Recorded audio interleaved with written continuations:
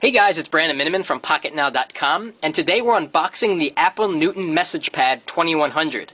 And no, it's not 1997, but if it was, I would have just paid $1,000 for a device that doesn't have a color display. So why is PocketNow.com covering a device that has been extinct for 11 years? Well, I'll tell you why. The Apple Newton was Apple's first attempt at a handheld device. It wasn't terribly successful. There were many iterations. This was the last iteration of the MessagePad form factor, so you could consider this to be the most refined of the Apple Newton devices. The Apple Newton did a lot of interesting things. It had a virtual QWERTY keypad. It had word suggestions via a pop-up menu. It did shape recognition. It had handwriting technology that's actually been integrated into OS X version 10.2, and this really started the wave of handheld devices. The Palm Pilot came out during the year that this became, that this was on sale for its last year. So the Palm Pilot was kind of the answer to the Apple Newton, and of course Windows Mobile or Windows CE came a little bit later. So let's talk specs. This thing has a 162 megahertz processor. It's a strong ARM processor. It has 8 megabytes of ROM, 4 megabytes of RAM, and 4 megabytes of flash memory, so you're not going to be able to store too much music on this thing. The screen is surprisingly kind of high resolution. It's 480 by 320. That's the same resolution as the iPhone, but of course it can only display 16 shades of gray, so you won't be able to see your pictures very well on there. It's got 2 PCMCIA slots, which is pretty amazing, so you can use laptop expansion cards with this if you have the right drivers for it, which may be difficult to find today for me. And it's powered with 4 AA batteries, which is good because getting a device that this old would mean that the battery doesn't work at all.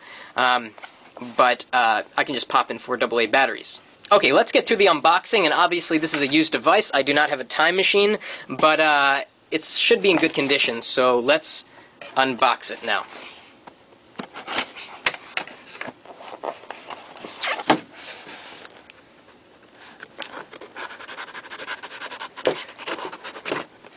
Okay, I've got something here. It looks like a charging cable.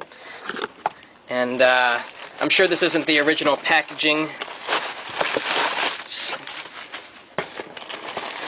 I can't wait to see this thing. Wow. It is huge. It's nothing else in there. Here is the device. I can tell you that it feels about as heavy as a brick. And what do we have here? Is this a stylus or is it... Yes, it's a stylus that's in the shape of a pen.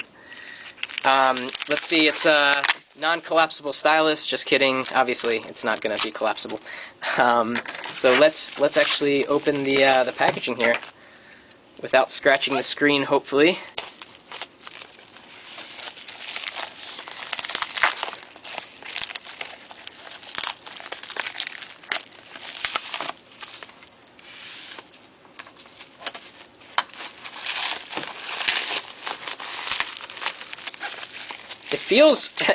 It feels high quality.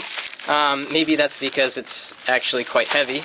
So this is the Apple Newton MessagePad 2100, and it looks like there is some sort of pop-open screen protector. This thing's absolutely massive. Up here it says Newton Technology. Apple spun off their division that was making the Newton into its own division, so that's why it says Newton Technology up there. But let's take a look at this thing. It's huge. I can't wait to turn it on and actually see what the software looks like. Here are the PCMCIA slots along the side. I guess this is where you put in the battery. I don't think an instruction manual came with this, so I'll have to figure this out. And let's take a look at how it looks next to the HTC Touch Pro. And of course I'm doing this as a joke, but it's really amazing how far we've come in handheld technology. The Apple Newton doesn't have phone functionality or a color screen or HSDPA or a radio or Wi-Fi or even enough memory to hold 2 pieces of music.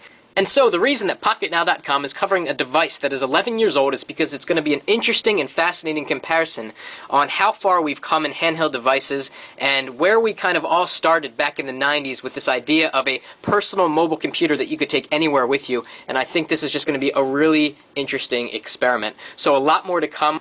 That's it for now.